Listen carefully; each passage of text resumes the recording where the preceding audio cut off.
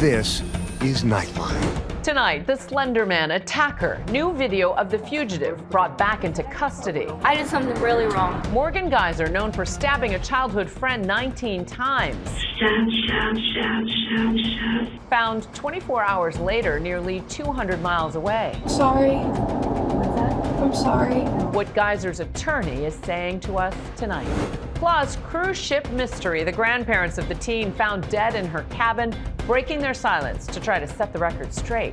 Exclusively to ABC News. I couldn't fathom why anyone would want to hurt my baby, but somebody did. What her death certificate reveals and what the teen's stepbrother told investigators. I heard him, in his own words, say he does not remember what happened. And Wicked for Good. I know I'm who I am today because I knew you. From casting a spell at the box office to the fan frenzy, what the stars are saying about the return of Elphaba and Glinda. In Wicked for Good, we get to see the repercussions for their actions. We head to Broadway, where it all began. This is how they paint me green. And what one of the film's stars says about what everyone wants to know. Do you think that there could be a third Wicked? From ABC News headquarters in New York, this is Nightline. Thanks for joining us. Tonight, the latest video of Morgan Geyser's capture. One of the attackers in the brutal Slender Man stabbing is back in custody after escaping from a court-mandated group home. It's a bizarre new twist in the story of an attack that first captivated the nation more than a decade ago, when the attackers and the victim were just 12 years old. I did something really wrong. What? This is the moment a nationwide search Go ahead and put your hands on You your said back. I could say came to a dramatic end. Police finding 23-year-old Morgan Geyser, infamous for brutally stabbing a friend in the 2014 Slender Man case, found more than 150 miles away from a court-ordered group home. Police say Geyser cut off an ankle monitoring bracelet and ran off. Geyser shivering and clutching a friend, 42-year-old Chad Mecca, after they were found sleeping behind a gas station. You lied and you lied. And give me your real name.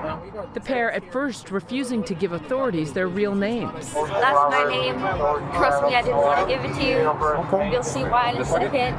No. Let me say goodbye, please. Okay, we will. I will never see her again. Yeah, you will. No, I won't. Why?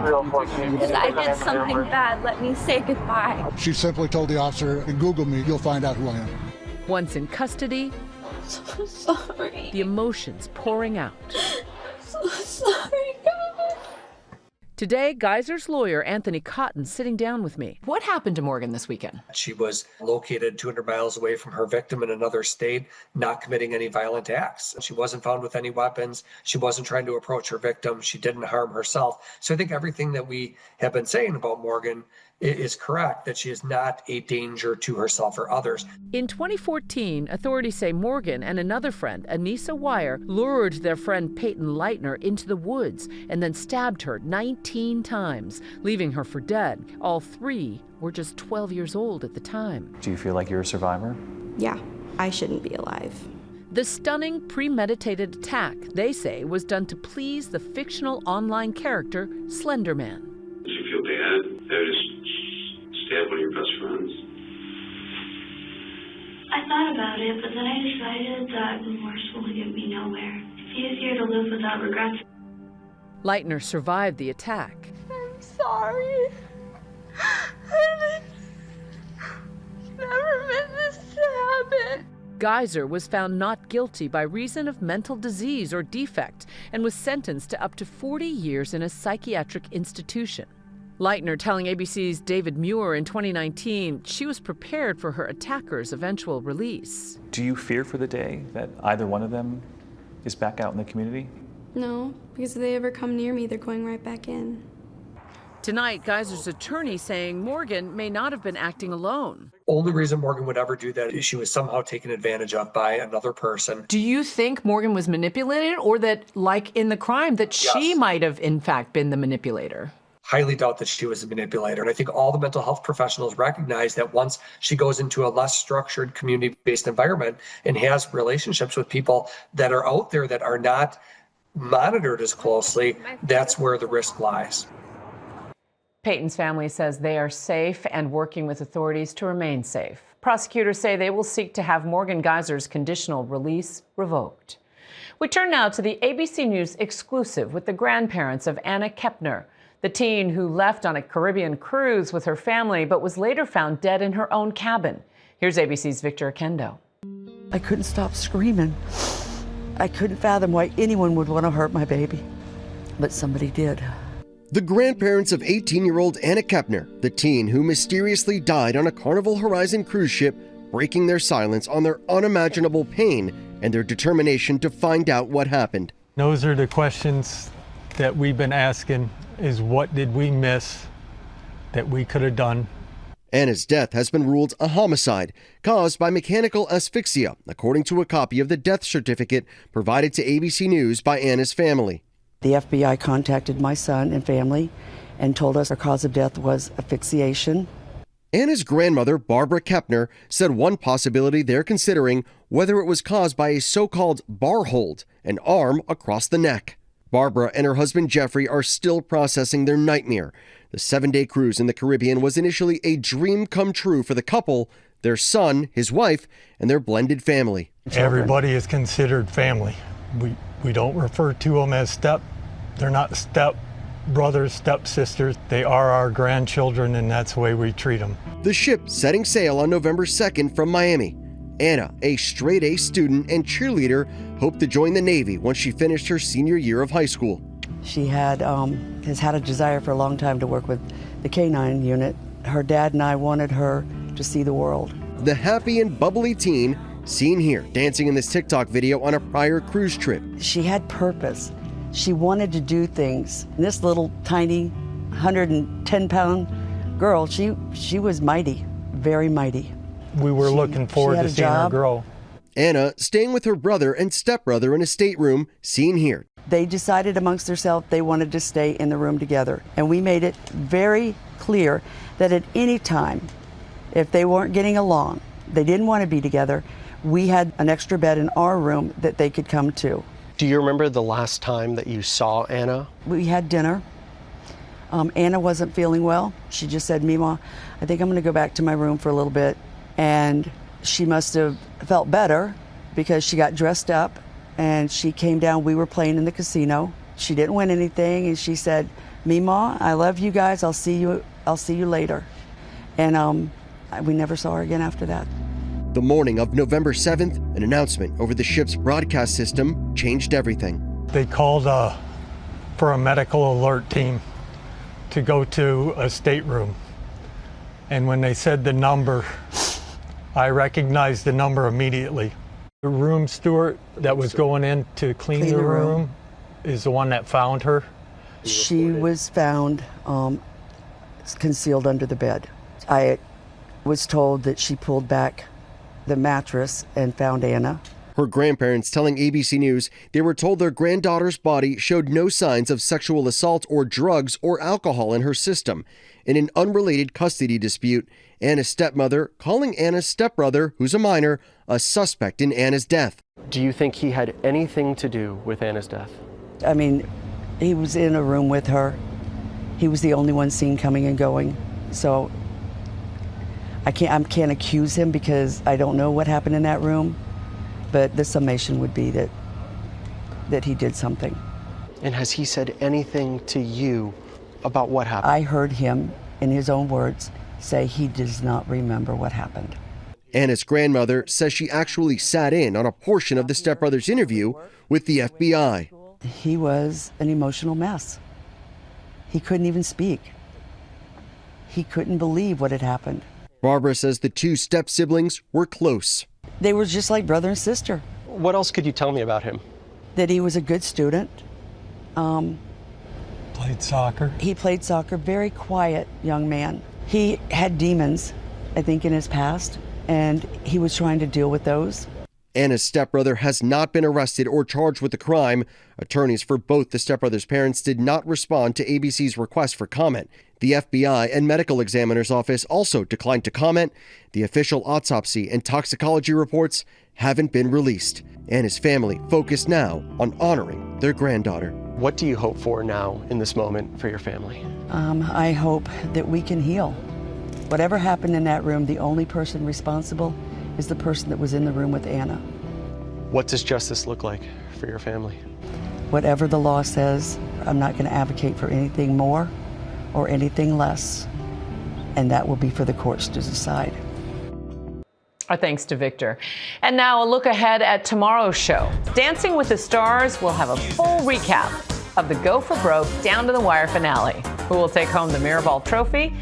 When we come back, we take you inside the magnificent, majestic, magical world of Wicked for Good after the break.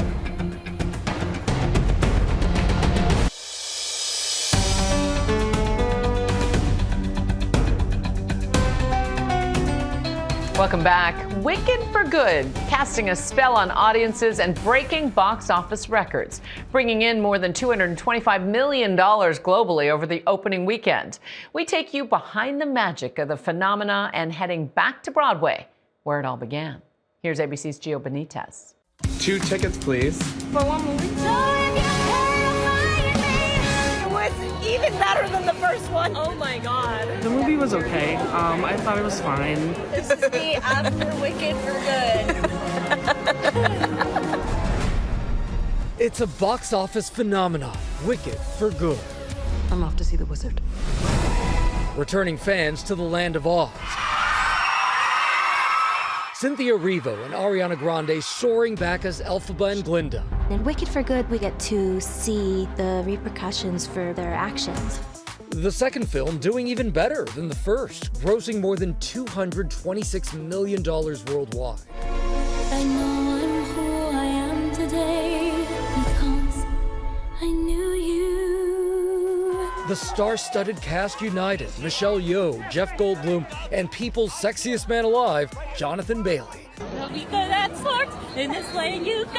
Despite mixed reviews, fans are still heading to the theaters to see the movie. I think it's gonna be so fun. It brings us all together. Wicked is the underdog story and the story that doesn't always get to be told. The second one is really where all of us actors get to play and really dive deep and dig into the arc and the storyline. I was so emotional, like it was the first time I'd ever experienced Wicked. To sit back and really watch it, you can kind of let it wash over you in a different way, where you're not also thinking about really anything else. Here we are at the Gershwin Theater. The reimagined world first coming to life on Broadway 22 years ago.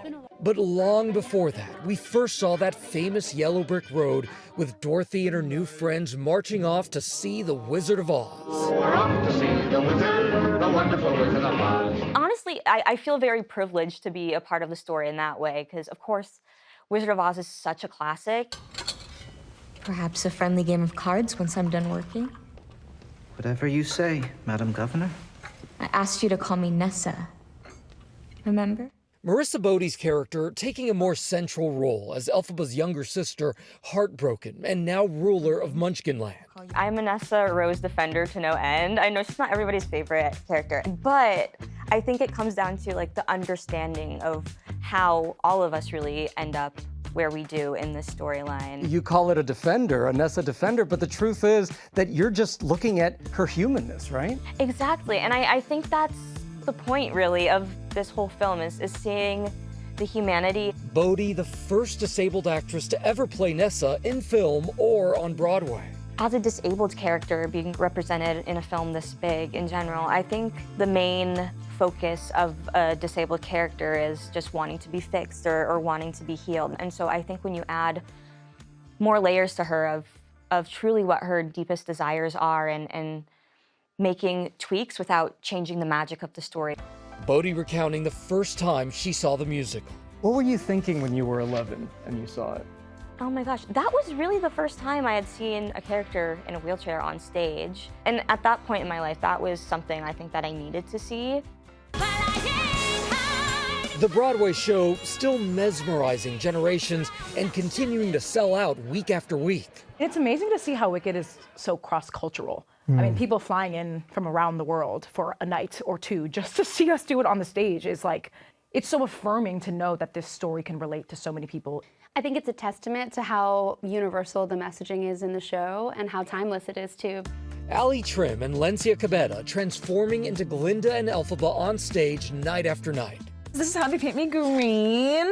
It's just so glamorous playing Glinda because of her glamorous costumes. I feel like you guys must approach this like athletes, right? Oh, for because, sure. I mean, you're doing this, what, 8 times a week? Sometimes 9, on occasion 11. Yeah.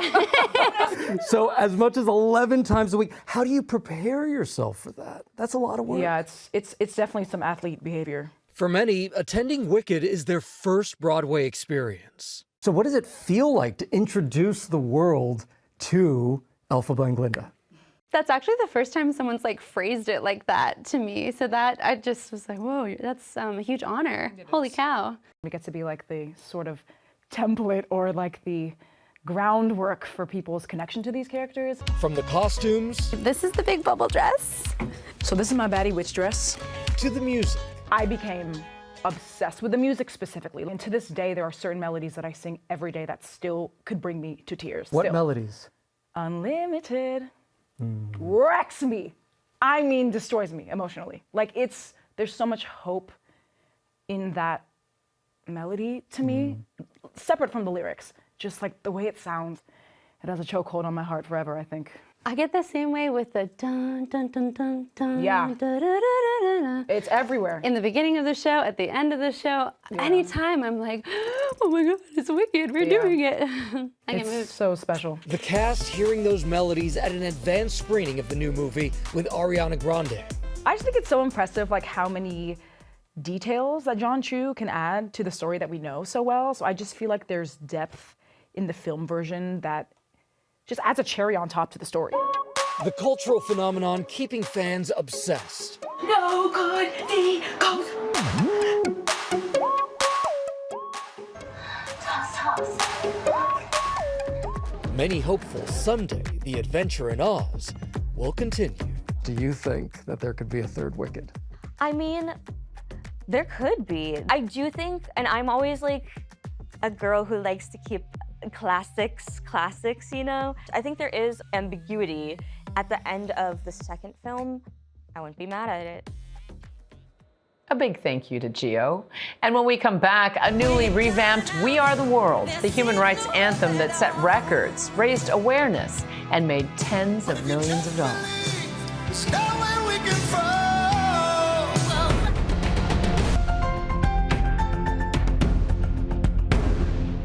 And finally tonight, We Are the World gets a 40-year tune-up. It's our Nightline. The quintessential humanitarian anthem by USA for Africa has been remastered in high-res audio and enhanced video, bringing into sharper focus the virtual who's who of pop music with huge stars like Lionel Richie, Tina Turner, Billy Joel, and Michael Jackson and Diana Ross. The project raising more than $80 million for famine relief in Africa. What a legacy. That's Nightline. You can watch all of our full episodes on Disney Plus and Hulu. We'll see you right back here tomorrow. Thanks for staying up with us. Good night, America.